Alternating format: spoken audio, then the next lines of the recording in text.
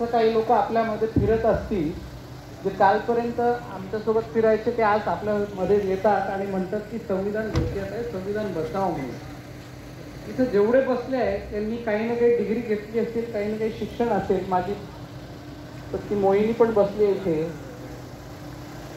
BCom LLM आहे. माझे दादा निलय दादा हे LLM आहेत, गोल्ड मेडलिस्ट आहेत. राजश्रीताई आहेत, त्या 5 राज्यात चालणारी बँक चालवतात. ते म्हणजे आम्हाला कळत नाहीये. बाद में लड़ेंगे, फिर आ गया मौका तो नहीं आया तो चलेंगे जो होंगे. मधु आब काळजी कर मत अंग देखा. आणि म्हणून तुम्हाला सांगतो की जिल्हा परिषदला कमी जास्त झालं तर चालतं.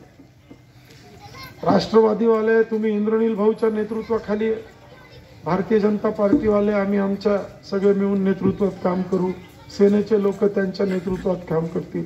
परंतु हात जोडून विनंती करतो, 1% जर कोणाचा राग असेल तर मला फोन करा, मी तुमची क्षमा मागायला तयार आहे.